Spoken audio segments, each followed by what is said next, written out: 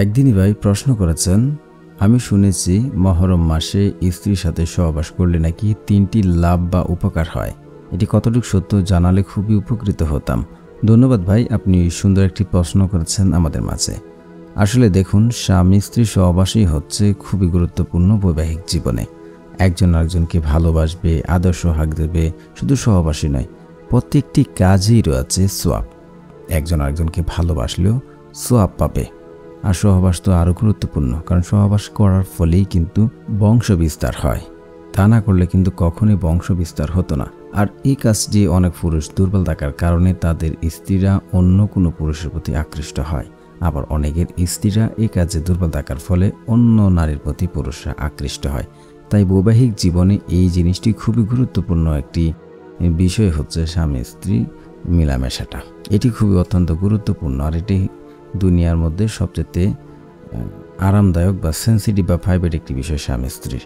এটি করাটা খুবই ভালো। স্বামী স্ত্রী দিবারাতে যখন প্রয়োজন, যখন খুশি, প্রাইভেট জায়গায়, যে কোনো জায়গায়, যে কোনো অবস্থায় সহবাস করতে পারে। এখানে কোনো কুরআন হাদিসে বাধ্যবাধকতা নেই, কয়েকটি উল্লেখিত সময় বাদে। এই সময়গুলি আপনারা সকলেই জানেন, যেমন রমজানে ফরজ রোজা থাকা অবস্থায়, তারপর যে স্ত্রীর মেন্স হলে, এই সময় বাদে বা হজ বা হিরাম করার অবস্থা, এই সময় বাদে স্বামী স্ত্রী যখন খুশি সহবাসে লিপ্ত হতে পারে। এখানে কোনো বাধ্যবাধকতা নেই।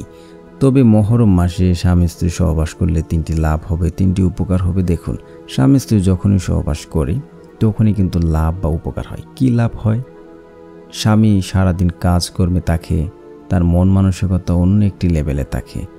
সারাদিন হয়তো সংসারের বাহিরে যে কাজকর্ম করে সারাদিন একটি প্রেশান থাকে। যখন স্বামী স্ত্রী একত্রিত হয়, স্ত্রী স্বামীর ভালোবাসা পায়, আদর্শ হাক পায়, তখন কিন্তু তাদের এই দুঃখ কষ্ট কিন্তু আর থাকে না।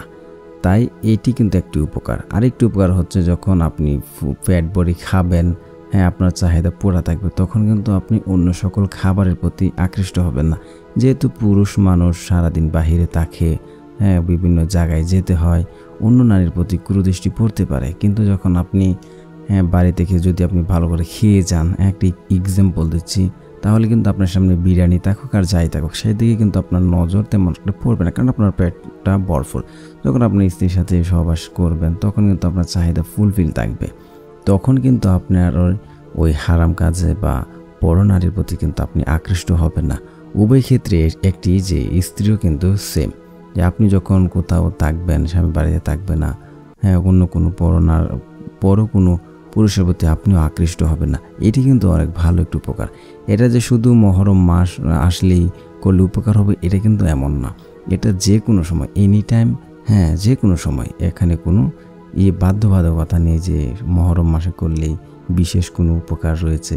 আসলে বিশেষ কোনো উপকার আছে কি না, দেখেন, বিশেষ উপকার থাকলেও এটা হতে পারে যে যাদের সন্তান হচ্ছে না, সন্তান জন্ম হচ্ছে না, মহরম মাসে যেহেতু একটি গুরুত্বপূর্ণ একটি মাস, এই মাসে আপনারা নফল নামাজ পড়ার পর, আল্লাহর কাছে দোয়া করার পর স্বামী স্ত্রী ইন্টারকোর্স করেন। হতে পারে এই দোয়ার ওসিলায় আল্লাহ সুবহানাহু ওয়া তাআলা আপনাদেরকে সন্তান দান করতে পারে। আশা করছি বুঝতে পেরেছেন। ধন্যবাদ এতক্ষণ ধরে আমাদের সাথে ভিডিওটি দেখার জন্য।